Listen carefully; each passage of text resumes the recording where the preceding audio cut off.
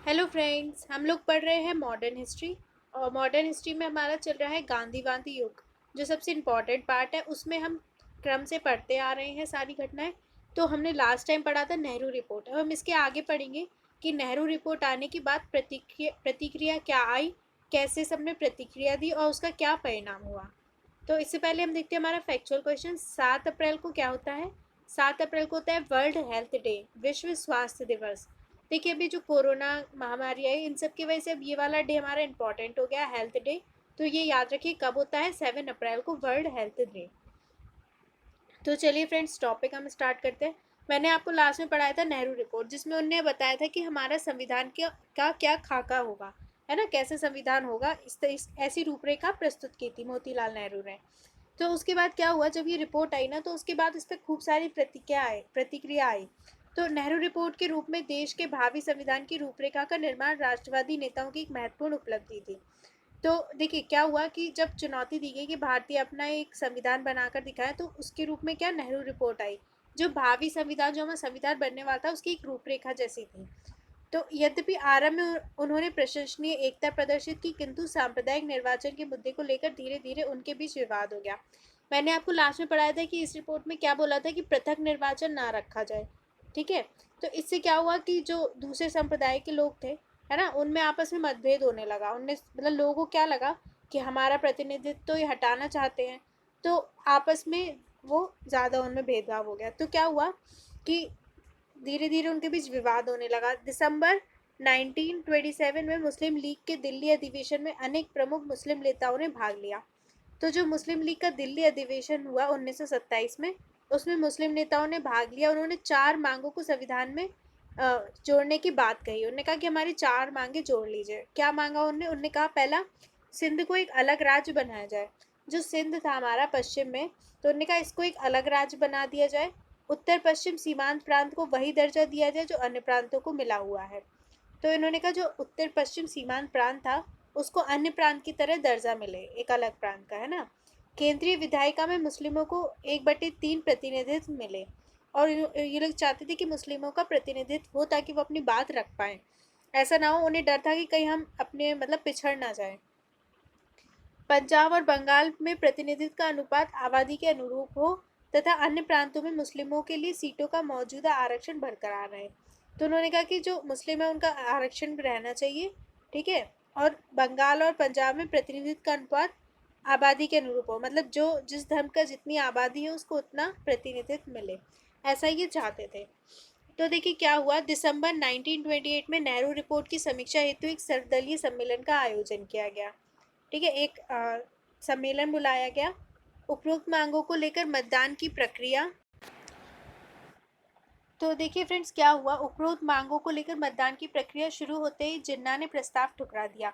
जब जो ऊपर मांगे करी गई थी उनमें जब उनके लिए मतदान होने लगा, सब वोट देने लगे, तो जो जिन्ना थी उनने इस प्रस्ताव को ठुकरा दिया।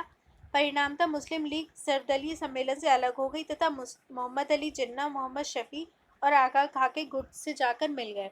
ठीक है, मुस्लिम लीग क्या है, इस बात से अलग हो गई। इनके पश्चात मार्च 1929 को जिन्ना ने अलग से 14 सूत्रीय मांगे पेश की।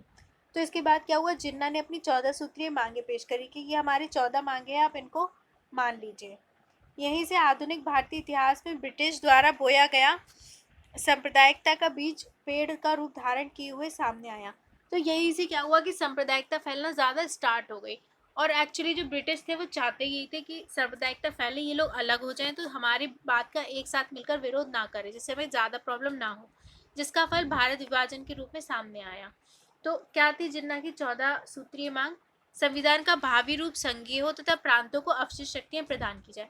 अब देखिए ये क्या चाहते थे कि हम लोगों को ज़्यादा से ज़्यादा प्रतिनिधित्व मिले, ज़्यादा से ज़्यादा शक्तियाँ मिले, ताकि हम पिछड़ ना जाए। तो यही इनकी मांगों में ज़्यादातर शामिल था। जैसे क्या, प्रांतों को अवशिष्ट शक्तियाँ मिले, मतलब जो बची हुई शक्तियाँ हैं केंद्र और प्रांत को मिलने के बाद, उसके बाद जो बच गई हैं अवशिष्ट शक्तियाँ, वो भी प्रांतों को ही मिले, केंद्र को ना मिले। देश में सभी विधानमंडलों तथा सभी प्रांतों की अन्य निर्वाचित संस्थाओं में अल्पसंख्यकों को पर्याप्त और प्रभावी नियंत्रण दिया जाए। ठीक है। उन्होंने कहा कि जो भी विधानमंडल है और प्रांत है उनमें अल्पसंख्यकों को नियंत्रण मिले। सभी प्रांतों को समान स्वायत्ता प्रदान की जाए। जो प्रांत है उनको समान स्वायत्ता मिले, यानी समान उनको वो अपना कार्य कर सके अच्छे से। देखिए, सांप्रदायिक समूह का निर्वाचन पृथक निर्वाचन पद्धति से किया जाए। ठीक है, इन्होंने कहा कि जो पृथक निर्वाचन पद्धति है उसको रखा जाए। ठीक है, जबकि जो नेहरू रिपोर्ट आई थी उसमें कहा गया था कि पृथक निर्वाचन पद्धति को हटाया जाए। केंद्रीय विधानमंडल में मुस्लिमों के लिए 1/3 स्थान आरक्षित किया जाए। विधानमंडल में मुस्लिमों के लिए 1/3 स्थान हो। सभी संप्रदायों को धर्म, पूजा, उपासना, विश्वास, प्रचार एवं शिक्षा की पूर्ण स्वतंत्रता प्रदान की जाए। ठीक है, अधिकतर इन्होंने क्या अपने धर्म से रिलेटेड चीजें इनकी मांगों में थी कि हमें अपने धर्म को जैसा चाहे वैसा हम मतलब उसको विश्वास, प्रचार, उन सब की हमें स्वतंत्रता मिले। भविष्य में किसी प्रदेश के गठन या विभाजन में बंगाल, पंजाब एवं उत्तर पश्चिम सीमांत प्रांत की अछूतता का पूर्ण ध्यान रखा जाए। अगर भविष्य में किसी प्रदेश का विभाजन होता है तो देखिए उसमें बंगाल, पंजाब और उत्तर पश्चिम सीमांत प्रांत की अछूतता का पूर्ण ध्यान रखा जाए, उनका भी पूरा ध्यान रखा जाए। ठीक है, सिंध को बंबई से पृथक कर एक नया प्रांत बनाया जाए, सिंध अलग से एक प्रांत बने। किसी निर्वाचित निकाय या विधानमंडल में किसी संप्रदाय से संबंधित कोई विधेयक तभी पारित किया जाए जब उस संप्रदाय के 3/4 सदस्य उसका समर्थन करें। अगर मैंने कहा संप्रदाय से रिलेटेड कोई विधेयक आता है जो संप्रदाय से जुड़ा है, तो अगर उसके 3/4 सदस्य उसको माने तभी ये वो पारित हो। सभी सरकारी सेवाओं में योग्यता के आधार पर मुसलमानों को पर्याप्त अवसर दिए जाएं। जो भी सरकारी सेवाएं उसमें क्या हो, मुस्लिमों को पर्याप्त अवसर हो। इन्होंने जहाँ तक जो इनकी जिन्ना की 14 सूत्रीय मांग थी, इन्होंने ज़्यादातर मतलब इसलिए रखी थी कि जो मुस्लिम थे उन्हें डर था कि कहीं वो पीछे ना रह जाए, अपनी बातें ना रख पाए, तो इसलिए ज़्यादातर उन्हीं के लिए थी कि उनके लिए पृथक निर्वाचन हो, उनके लिए उनको धर्म मानने की स्वतंत्रता हो। ठीक है, उनसे रिलेटेड कोई विधेयक ऐसे ही पारित ना कर दीजिए, सब उनसे रिलेटेड ही है। तो देखिए ये याद रखने के लिए आपको बता रही हूँ कि आपको इससे याद रहेगा। और कहाँ थे हम? ठीक है, अन्य प्रांतों की तरह बलूचिस्तान एवं उत्तर पश्चिम सीमा प्रांत में भी सुधार कार्यक्रम प्रारंभ किए जाएं। ठीक है, जो बलूचिस्तान है उत्तर पश्चिम सीमा प्रांत में, वहां पर सुधार कार्यक्रम प्रारंभ किए जाए। ठीक है, संविधान में मुस्लिम धर्म, संस्कृति, भाषा, व्यक्तिक विधि, मुस्लिम धार्मिक संस्थाओं के संरक्षण अनुदान के लिए आवश्यक प्रावधान किए जाए। ठीक है, उन्होंने कहा जो मुस्लिम धर्म है उसको संरक्षण मिले, अनुदान मिले, इसके प्रावधान संविधान में ही हो। ठीक है, केंद्रीय विधानमंडल द्वारा भारतीय संघ में सभी राज्यों की सहमति के बिना कोई संवैधानिक संशोधन ना किया जाए। अगर कोई राज्य मतलब कोई केंद्रीय विधानमंडल द्वारा ठीक है अगर कुछ किया जा रहा है परिवर्तन संघ में, तो सभी राज्यों की सहमति हो तभी संवैधानिक संशोधन पारित हो। मुस्लिम संस्कृति, धर्म, पर्सनल लॉ और धर्मांत संस्थाओं, चैरिटेबल इंस्टीट्यूशन को सुरक्षा प्रदान की जाए। तो इनकी ज्यादातर मांगे इनसे जुड़ी हुई थी। तो देखिए फ्रेंड्स क्या हुआ, नेहरू रिपोर्ट आई है ना, फिर सांप्रदायिक मुद्दे पर ये इनमें विवाद हो गया, वो पारित नहीं हो सकी। फिर क्या किया, जिन्ना ने अपनी 14 सूत्रीय मांग रखी। उसके बाद क्या हुआ, कांग्रेस का लाहौर अधिवेशन हुआ जिसमें पूर्ण स्वराज को मांगा गया 1929 में। देखिए इसमें क्या हुआ, दिसंबर 1929 में कांग्रेस का अधिवेशन लाहौर में हुआ जिसकी अध्यक्षता जवाहरलाल नेहरू द्वारा की गई। ठीक है, इस अधिवेशन में स्पष्ट कहा गया कि नेहरू रिपोर्ट को लागू करने की अवधि समाप्त हो गई अतः अब पूर्ण स्वाधीनता की मांग बुलंद की जाए। तो देखिए फ्रेंड क्या हुआ, जो लाहौर अधिवेशन हुआ दिसंबर में 1929 में, कहाँ पे, लाहौर में। इसके अध्यक्ष कौन थे, जवाहरलाल नेहरू। इन्होंने कहा कि जो नेहरू रिपोर्ट है उसको लागू करने की जो समय था वो अब समाप्त हो गया है, अब हमें पूर्ण स्वाधीनता की मांग चाहिए। जो जवाहरलाल नेहरू थे वो पहले से ही मतलब कुछ लोग जो थे वो इसका विरोध कर रहे थे नेहरू रिपोर्ट का कि उसमें पूर्ण स्वाधीनता की मांग नहीं थी। ठीक है, उसमें डोमिनियन स्टेटस की मांग रखी गई थी। इस अधिवेशन में कुछ ऐतिहासिक प्रस्ताव पारित किए गए। ठीक है, कुछ इसमें मतलब जो अधिवेशन हुआ इसमें कुछ ऐतिहासिक प्रस्ताव पारित किए गए और इस अधिवेशन से क्वेश्चंस आते हैं तो हम देखेंगे इन्होंने क्या क्या प्रस्ताव पारित किए। नेहरू समिति की रिपोर्ट को निरस्त घोषित कर दिया गया, जो नेहरू समिति थी उसकी जो रिपोर्ट आई थी उसको निरस्त कर दिया उन्होंने। लाहौर अधिवेशन में पारित पूर्ण स्वराज के प्रस्ताव के अनुसार कांग्रेस के संविधान में स्वराज शब्द का अर्थ अब से पूर्ण स्वतंत्रता या पूर्ण स्वराज होगा। इसे अब राष्ट्रीय आंदोलन का लक्ष्य निर्धारित किया गया। अब इन्होंने कहा हमें मतलब डोमिनेंट स्टेटस नहीं चाहिए, हमें पूर्ण स्वराज, पूर्ण स्वतंत्रता चाहिए है। सम्मेलन में 31 दिसंबर 1929 की मध्य रात्रि को रावी नदी के तट पर अध्यक्ष जवाहरलाल नेहरू ने भारतीय स्वतंत्रता का प्रतीक तिरंगा झंडा पूर्ण स्वराज, वंदे मातरम और इनकलाब जिंदाबाद के नारों के बीच फहराया। तो रावी नदी के तट पर है ना, अगर आए कौन सी नदी, रावी नदी के तट पर झंडा लहराया, उसमें इन्होंने कहा है पूर्ण स्वराज चाहिए है, वंदे मातरम और इनकलाब जिंदाबाद के नारे लगाए गए। कांग्रेस कार्य समिति ने तय किया कि 26 नवंबर 1930 का दिन पूर्ण स्वराज के रूप में मनाया जाएगा। अब से 26 नवंबर को प्रत्येक वर्ष पूर्ण स्वाधीनता दिवस के रूप में मनाया जाएगा। तभी इन्होंने डिसाइड कर लिया कि जो 26 जनवरी है उसको हम पूर्ण स्वाधीनता दिवस के रूप में मनाएंगे। तो अगर ये क्वेश्चन आता है कि कौन से दिन, तो 26 जनवरी को। और कौन सा दिवस? पूर्ण स्वाधीनता दिवस।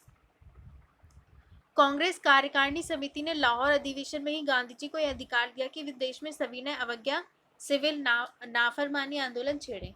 जो कांग्रेस कार्यकारिणी समिति थी, इसने क्या कहा? गांधी जी को कहा कि आप जो अब है सविनय अवज्ञा आंदोलन छोड़ दीजिए, मतलब देश में शुरू करवा दीजिए।